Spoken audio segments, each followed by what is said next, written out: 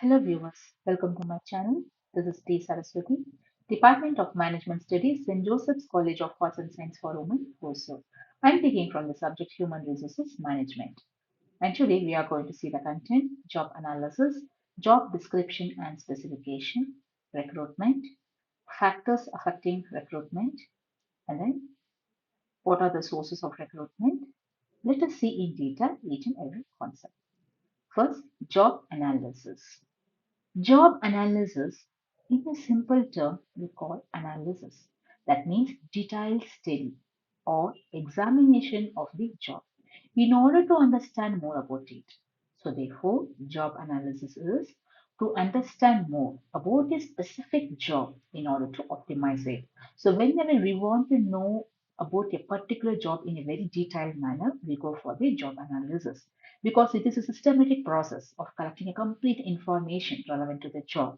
So it is done by the job analyst who is an officer have been trained for that particular purpose.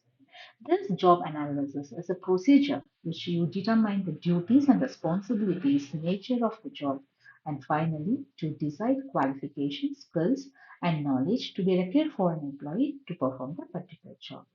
So it helps to understand what tasks are important and how they are carried on.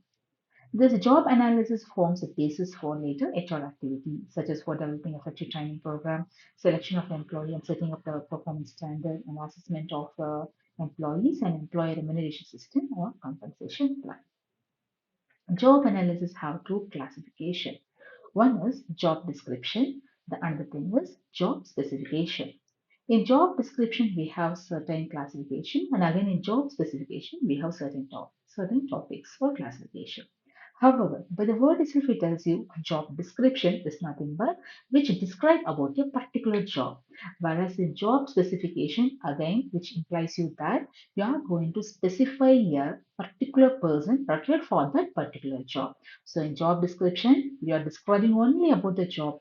Whereas in job specification, we are going to specify only the human skills which is needed to perform that particular job perfectly. Let us see in detail about the job description. It includes a basic job related data that is useful to advertise a specific job and attract a pool of candidates. It includes information such as job title, location, reporting to and of employees. That means whom to be reported and who is the employees and everything about the job summary, nature and objectives of the job, the task, duties, working condition, machines, tools and equipments to be used by the prospective worker and assaults involved in it. So, what is the purpose of this job description? To collect the job related data in order to advertise for a particular job. So, from the main concept, when you want to make advertisement, first the job description has to be made. So, where the job is there, what is the roles and responsibility, everything has to be specified so that it will attract an employee to apply the job for that. So, that's what they specified here. It helps in attracting, targeting, recruiting, and selecting the right candidate for the right job. It is done to determine what needs to be delivered in a particular job. It clarifies what employees are supposed to do if selected for that particular job. It gives a recruiting staff a clear view what kind of candidate is required by a particular department. It also clarifies who will report to the whom.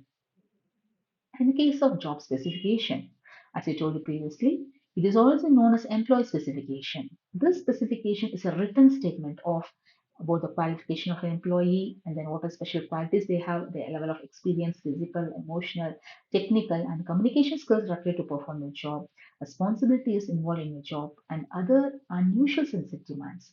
It also includes the general health, mental health, intelligence, aptitude, memory, judgment, leadership skills, emotional stability, adaptability, flexibility, values and ethics, manners and creativity, etc. So everything it tells about the specific quality of an employee. And what is the purpose of job specification? So described on the basis of the job description, job specification helps a candidate analyze whether or eligible to apply for a particular job vacancy or not. That means whether the person is having the eligibility to apply for the job. So it helps a recruiting team of an organization understand what level of qualification, qualities, and set of characteristics should be present in the candidate to make him or her eligible for the job opening. This specification gives detailed information about any job including the job responsibilities, desired technical and physical skills, conversational ability, and much more.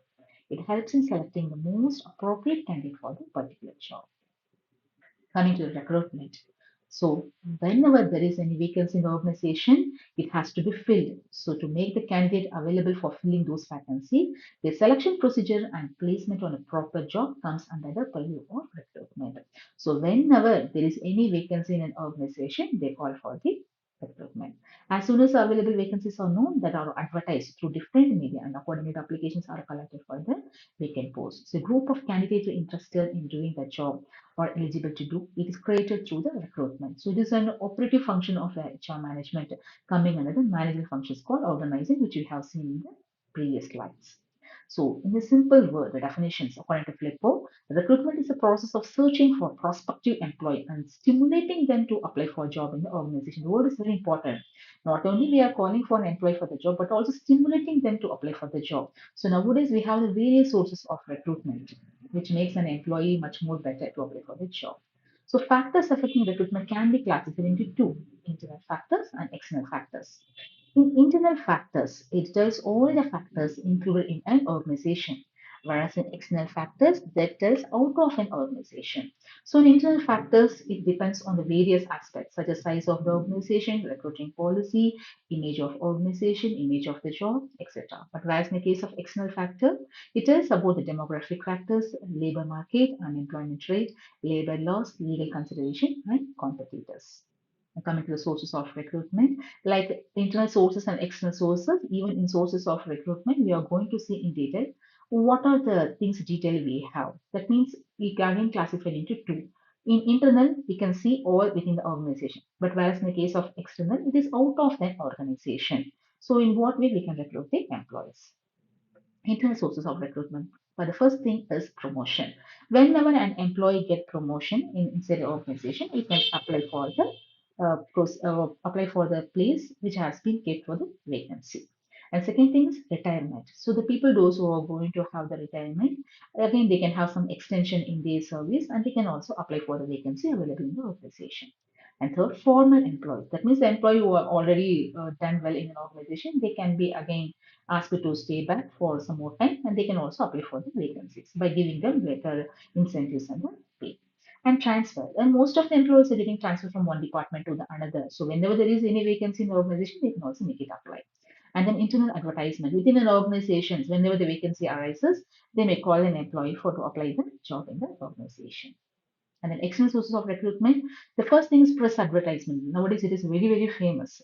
So, why choice for selecting the appropriate candidate for the post is available through the press sources. Then campus interview. So, it's every student know this very well. So, whenever there is vacancy in the organization during their final year, the company come to their colleges and they select the students. And after they complete their studies, they can be joined for some probational period and they can get into the organization. And placement agencies. Nowadays, there are a lot of agencies available to recruit the employees. Employment exchange. So the people register themselves with the government employment exchange with the personal details. So whenever the vacancy arises, this can also be used. And last, walk-in interview. These interviews are declared by the companies on a specific day and time, and they are conducted for selection.